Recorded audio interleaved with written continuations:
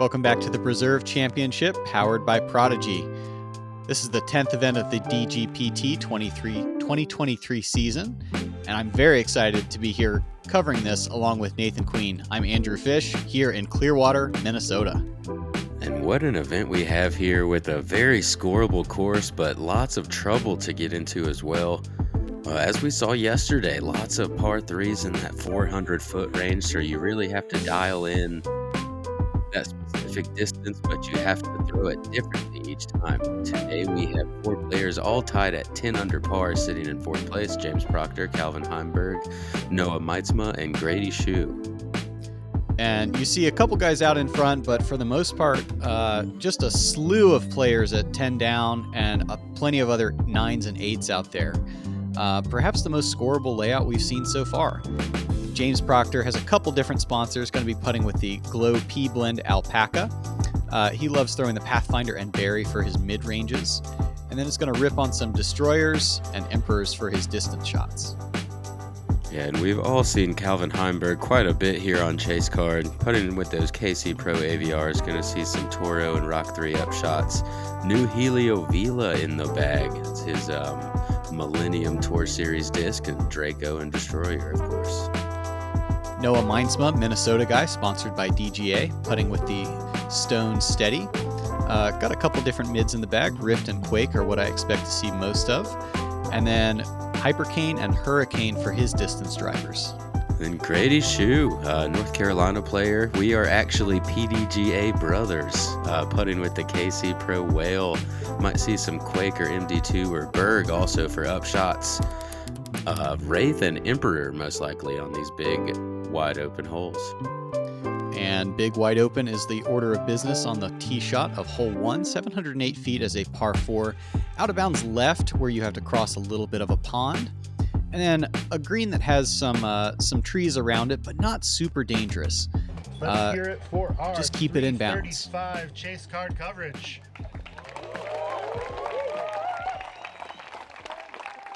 First up on the box from Rohnert Park, California, James Proctor. A little bit of a modest crowd on Friday, but spectators kind of filling in here. Great crew out here to welcome a lot of spectators about an hour from the Twin Cities. Yeah, it's been great to see Minnesota show out like they have on the first 2 days, and I'm excited to see what they bring on Sunday. It's James Proctor kind of running low and left, does stay inbounds. From Safety Harbor, Florida, Calvin Heimburg. And Calvin pulling out one of the bucket hats today. It is quite warm, probably in the upper 80s, close to 90, and not much breeze today to keep you that cool. Trying to keep some of that sun off of his face and neck. Calvin willing to turn this shot over. Everything on the right side is safe, although he may have a little bit of high grass in his footwork. From Minneapolis, Minnesota, let's hear it for Noah Meintsma. Bit of louder cheers there for Noah. As you hear, he is a local player. Lives close to Minneapolis, not real far from here. Yeah, love to see local guys earning their spot on the Chase Card, not just being on the feature card. And from Charlotte, North Carolina, please welcome Grady Shue. Yeah, Grady Shue here, PDGA number 68285. One below mine. We did not know each other at the time that we signed up either, but we were both from North Carolina.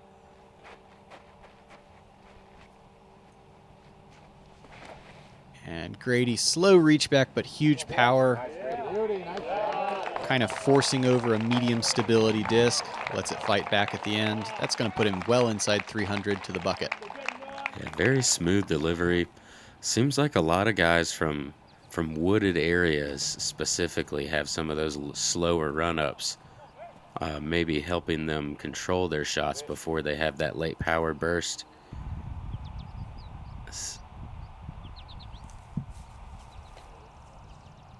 Grady was able to stay safe on his approach shot, probably near circle 2. Finney, straight driven shot into about 18 feet or so for his birdie look. That's how you want to draw it up. As Grady is looking straight at the gap right here. Throws it a bit too high and a little bit too much power, but is going to, looks like, remain in circle one, have a long look from 30 feet or so. And James able to throw just a slow hyzer putter to the back edge of the bullseye. Ideal.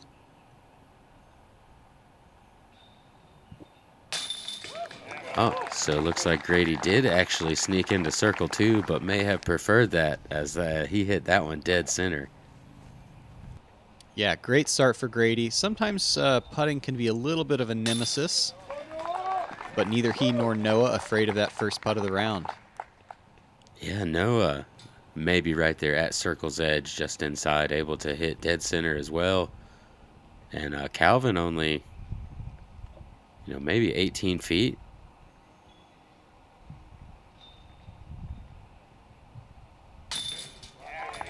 And yesterday, hole one scored as one of the easier holes, certainly with a tailwind on the drive. Gives you the opportunity to just kind of grip and rip. Yeah, and one of the easier holes today as Chase Card starts off with a diamond frame, moves us into hole two, 318-foot par 3 with a double mando. Putter or mid-range shot most likely for these players. Probably mid-range, but really just a straight shot that you want to move a little bit to the left, as Proctor now seems to have a fairway in his hand.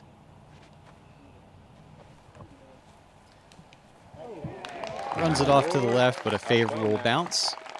And we'll have another circle one putt.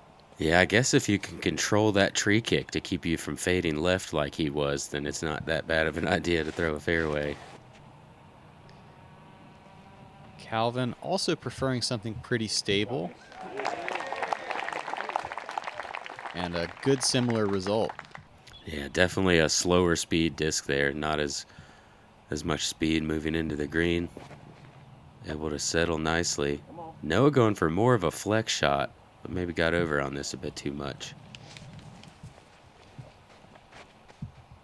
Yeah, it does fight through the right side. Okay, he may be able to take a poke at the basket, but certainly an easy layup for 3 if he'd like it.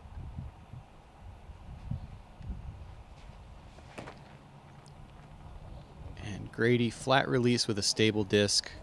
Going to catch the second level of trees and boost into circle 2.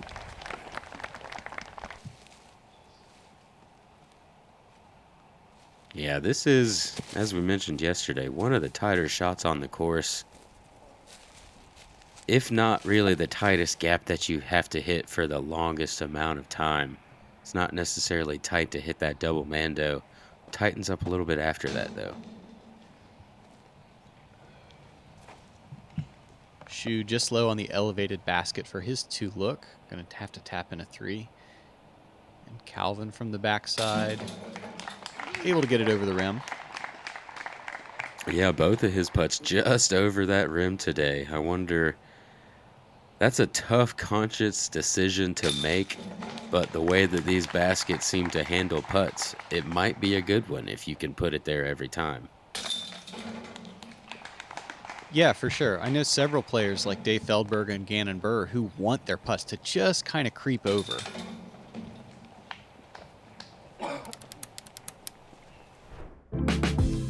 Hole 3, 408 feet, a par 3. A lot of open space, pretty flat shot. There is an out-of-bounds cart path, legacy from the old ball golf course, out of bounds. And the basket's sort of perched on a little bit of a mound.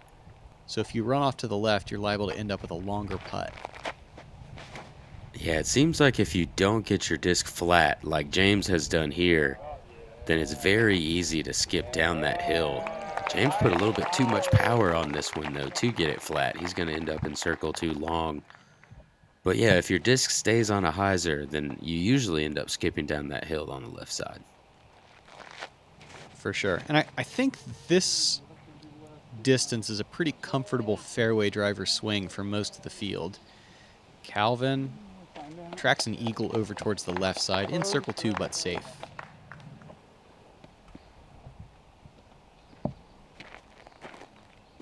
As you're watching Noah Meintsma play, notice that his arm slot is lower. He's got a very wristy action. Like, he's going to spin the disc a lot more than he kind of projects it with his arm. Really interesting style and neat to compare to, say, Proctor or Grady. Right. And he had enough spin on that disc to keep it straight enough, even though it came out quite left. This is a good height from Grady. What a direct line. Yeah, trying to keep or get his distance right by maintaining that low height. Still came in just a bit fast, but I really like that line. Good spin from Calvin, high into the chains. See it from a reverse angle. Yeah, put it just where he needed to off of the tee. Get himself a nice highlight putt. Made that kid's day back in the background. Super excited.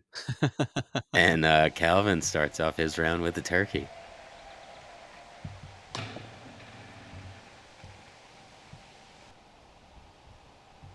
Proctor unable to match. Here's Grady. You see the slow reach back and center delivery. Yeah, very smooth putt, just like the drive. Pretty slow and then has lots of pop right at the end of it. Able to get himself 2 down through 3. As Noah able to card his par there.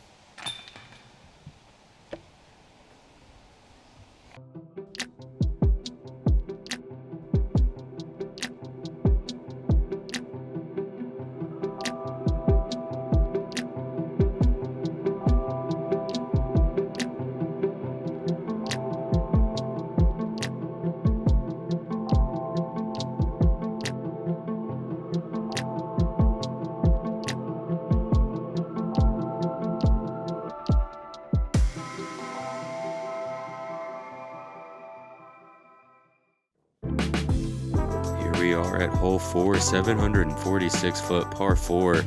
Pretty tough hole. You've got to get somewhere close to this cluster of trees if you want a legitimate opportunity at a birdie chance. About 430 to 490 feet is really what you need off of this tee pad to get into position, and then you've got a pretty tight gap that, depending on how you're looking at it, makes you shape a couple different angles. Nice high turning shot for Heimburg. Gets a little scoot on the ground. We'll have probably a turnover shot into this green through the gap.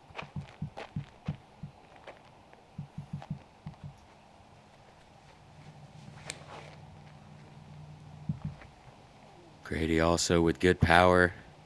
And that nice turnover, but it is going to fade out on him.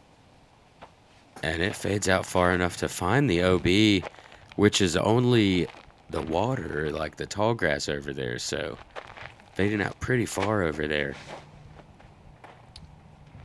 Proctor hugging the left side of the gap, does get some turn, and then a little bit of joystick off of the branch to correct his angle. Does stay safe, however. Yeah, looked like he's in the short grass, but pretty far back. Makes you have to hit 2 gaps and pretty difficult to get all the way to the green. Not impossible. Yeah, good angle control from Meintsma. He's going to push the backside of the gap. We'll leave him a hyzer into the green. Grady looking up here. Once you've gone out of bounds left, there's virtually no chance to save the 4 because you're just so doggone far from the bucket.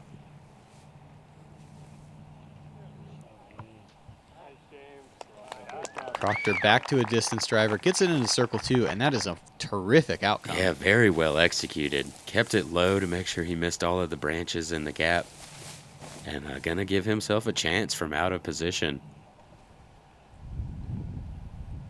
Noah shredding the gap as well. Finds himself in circle 2.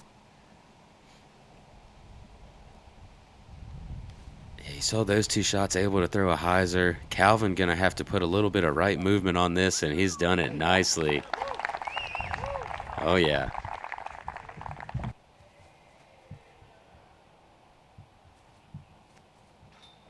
Shue's fourth, somewhere in the neighborhood of 260.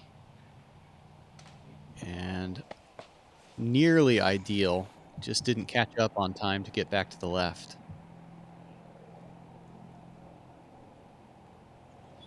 Yeah, hole 4 catching up on Grady pretty quickly here. This is now his 5th. And he definitely gave that a run. Might have a little bit of a tester now coming back for his double bogey. Noah Meintsma staying hot with the putter. So much velo going in. Yeah, he loves it. Why not? Proctor from about a foot ahead. And also able to convert, not to be big putted. Proctor, one of the most proficient C2 putters on tour this year. Yes. Showing you how and why. Yes, sir. Back-to-back Gatekeeper rewinds. About the same spot. Great putts there from Noah and James, moving them to 2 down and 3 down, respectively. Calvin looking to go 4 for 4. Gotta do it. And very quickly moving from a tie for 4th into a tie for 2nd in the field with that very hot start.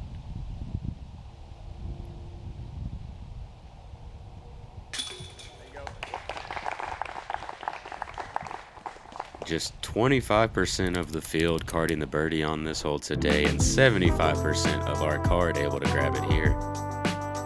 Yeah, good stats there. Hole 5, 275 feet, a couple of gaps. The fairway's going to drift to the left. Open side of the green is left and short. So Calvin going with an overstable putter or mid, but tracks it way too far inside.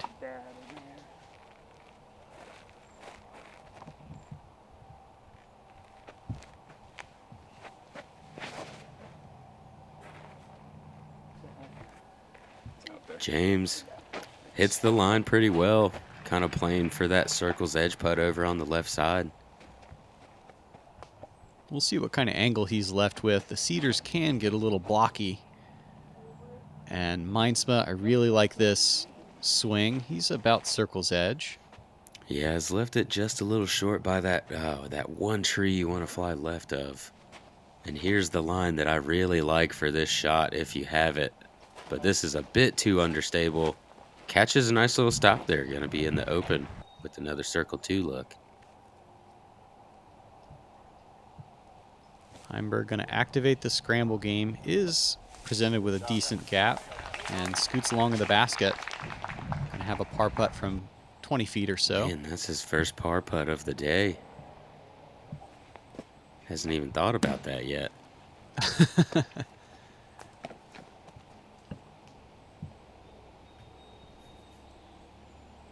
Noah for back-to-back C2s, and oh man, it just took a real late or quick drop late there. Yeah, Noah definitely got it high enough above the basket, but finds front cage with the nose down. Proctor able to squiggle his way over or through the cedar.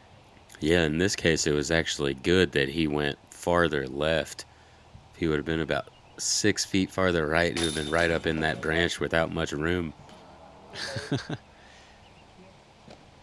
Good conversion for Heimburg. And Shue to do the same.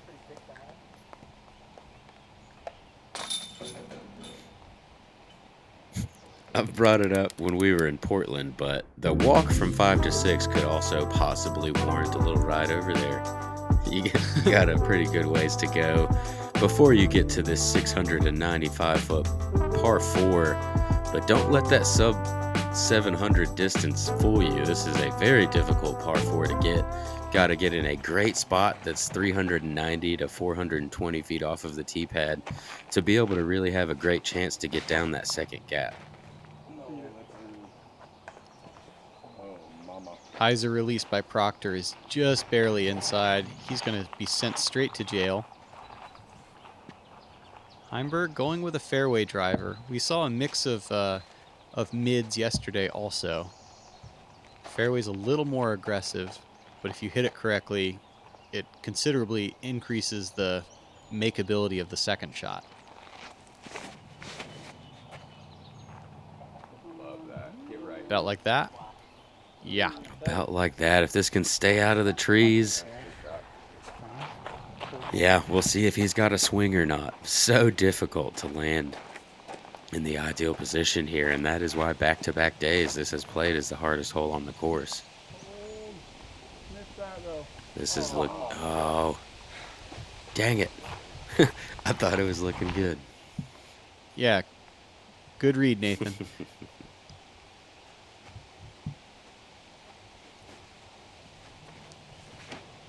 But I agree with you.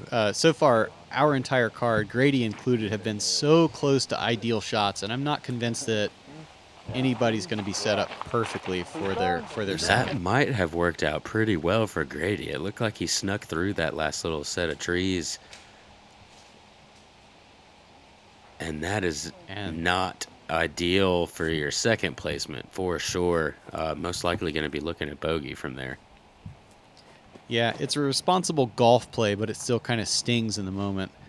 Meintsma, this is going to be early, but does get a favorable drop down to 150 or so inside the gap. Yeah, so if Proctor's able to get up and down from here, that's going to be par save of the year out here, but not going to happen today. Hopefully he dropped down into the center there. Grady going to play flex forehand, but this is much too high, I think. Well, I take it back. Does find the ceiling perfectly and gets a circle 2 look. sweet.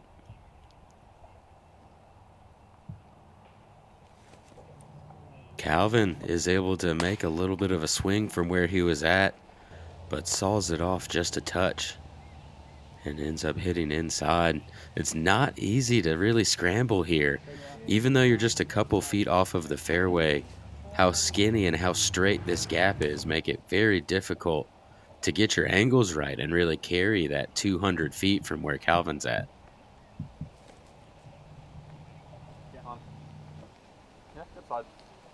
Decently well done, but you see the teeth of this hole, leaving circle 2 putts or circle's edge putts for par or bogey.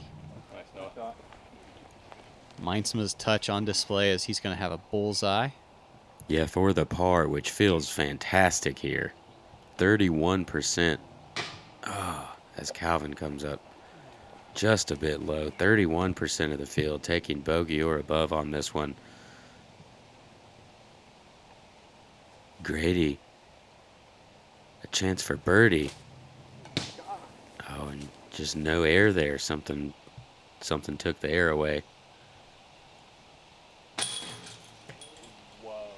Huh?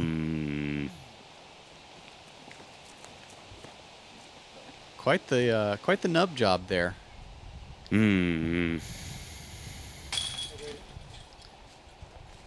right, well, Nathan needs a moment to compose his thoughts. Grady's going to tap in his 4. We'll see if he can get his putt back on track. And everybody else going to tap in as well. Heimburg taking a step back. Meintsma for his par. Nicely done.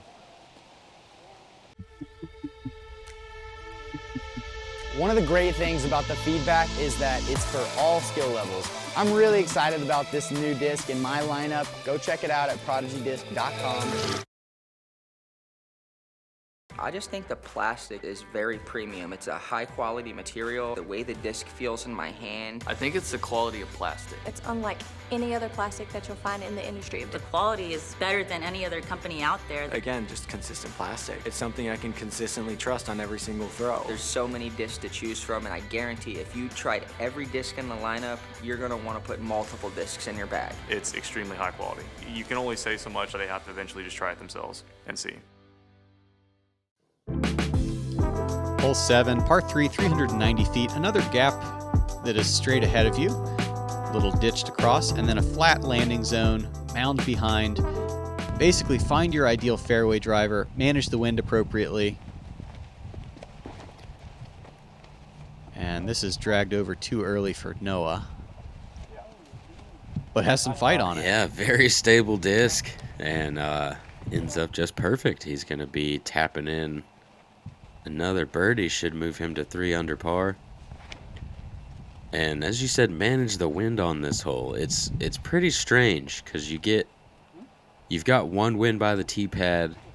A little less than halfway there, you get into no wind, and then late you're going to have what seems to be a different wind than what you have at the tee pad. So if you stand there too long, you can confuse yourself. And Heimburg with an improvement on Noah's. Look at this. This is on the pole the entire time. Slight drag to the right. The ground scooch. Yeah, hits a little mound there to check him up nicely. Just low driven shot. Never having to really worry about the branches or the gap even. Just straight down the middle.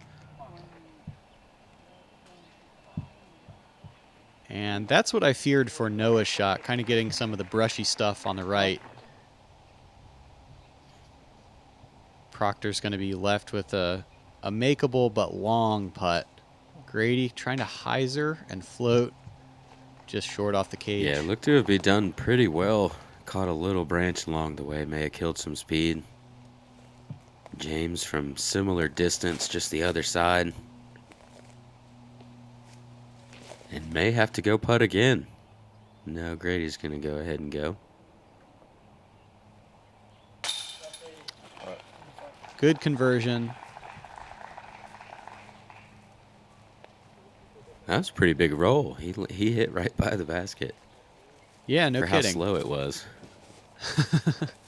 He was trying to do the safe floaty thing, and it almost cost him more.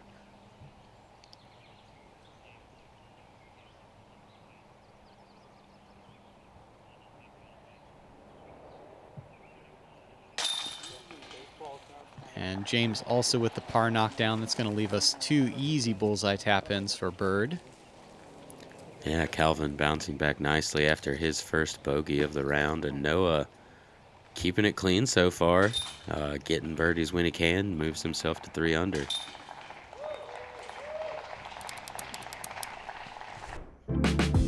Hole 8, our first par 5 of the day, 11-11. Don't have to really go for a ton of distance off of the tee, just trying to avoid that water. You don't want to go in the woods either, but it is not OB, so better than going OB. If you do go OB, you go to the drop zone. Second shot, you're going to want to get over to the left side. There's a little mound area that gives you the straightest look. Noah with a good hyzer release.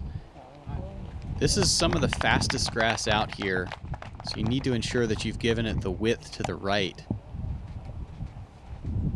And additionally had mostly a tailwind, some occasional cross that you're dealing with that staples your disc up a little earlier than you think.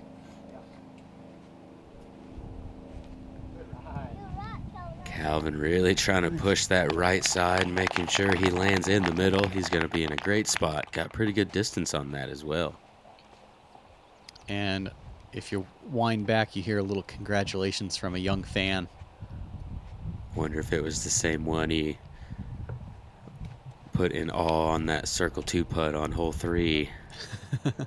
Oh, this is low. And Grady is not quite able to chop through that tall grass. Gonna find himself OB and have to go to the drop zone, which is still over 900 feet away.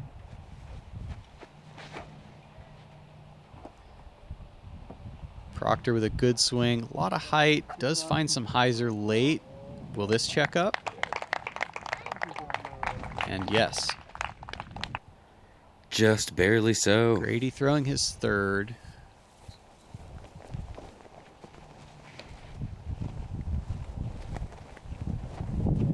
Very well controlled shot here. Really trusting that disc. Wow. Yeah. From that drop zone, you're at an awkward distance to the corner. And I think knowing that you're trying to scramble for par potentially invites you going for too much. Meintsma cuts the corner nicely. He'll be about 350, looking at the basket. Yeah, really good that he got that good movement over to the left. Should open up his angle better. You're going to see James not really having to worry about whether he's going to carry the water or not. He's actually trying to carry that mound I was talking about. Doesn't quite get there, but going to have a straight look at it in a great spot. Yeah, you could hear him holler more. I think he was asking for additional turn on his disc to squeeze some more distance and not bail left. Heimburg also going to stall out to that same area. Yeah, nothing wrong with that. They're not bad, they're just not great. And Grady has possibly given... Oh, this is pretty low. I was going to say has possibly given himself a chance to get up and down for a par, but didn't really come out cleanly there. Now he's going to try to get up and down for bogey. First forehand we've seen out of Noah, and well executed. Very well executed. Yes, sir. And he gets the stick. Hyzers into this very steep hill. Tapping in another birdie back to back. And great angle control to get back to flat for Proctor, and using the hill as a backstop as well. Here's Heimburg with a Firebird. We know this thing's really stable from previous coverage. It's an interesting choice to me, but it works out. He's going to be inside circle one.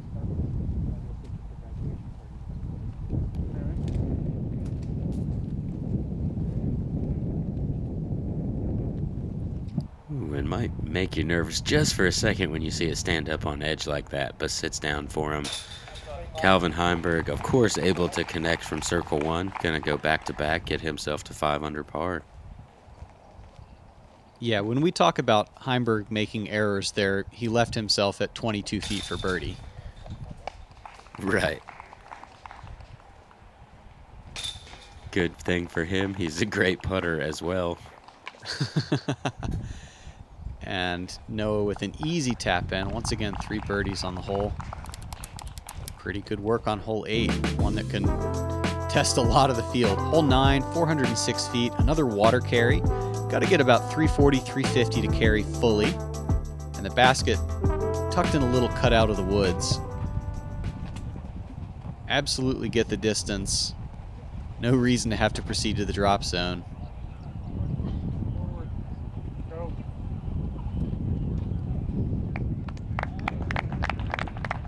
Ooh, as that one pushes it a little bit. It does squeak in bounds, but definitely closer than you want to be. Mostly tailwind, a little bit of swirly cross. Heimburg just going to solve the problem with stability. Gets himself to another 25 for his birdie. And I gave out a stat yesterday of 71% of the field carding the birdie on this hole in round 1. Consistency is key. 71% again able to card the birdie on hole 9. This 406-foot water carry. Well, good work field. Grady, this is going to track a little bit left.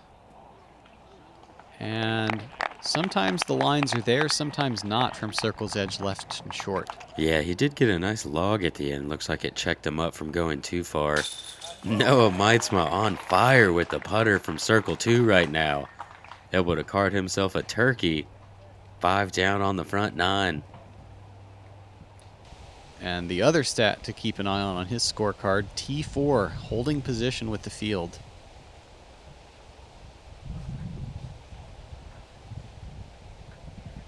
Grady looks like he might have a little bit of a line here. Oh, and just a little bit low right. Seemed like his drawback was a little rushed relative to when he's been making good putts. Heimburg gets himself to 6 under on this front, even with the bogey on hole 6. Easiest hole on the course.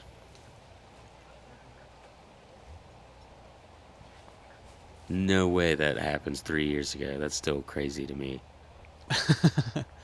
Yeah, 400 is way too standard on the Pro Tour right now. Grady going to get his par clean up. And Proctor from just outside the bullseye also going to card his bird. Yeah, back-to-back for James and a couple turkeys for Calvin and Noah. Chase card showing out here. Yeah, absolutely. We still have 3 guys in the top 10. Grady got a little work to do. Understandable how it can happen on some challenging holes. Ricky Wysocki still out to the early lead. You can catch that on other channels, but we're going to stay here with our chase card on the back 9. Very excited to see a very scoreable back 9. Maybe. Yeah, seems like more scoreable and maybe a bit less opportunity for bogeys, so lots of hot scores to come. Thank you guys for tuning in to this front 9 coverage.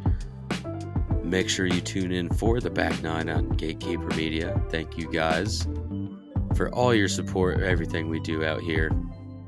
For Andrew Fish, I'm Nathan Queen. We'll see you guys out there.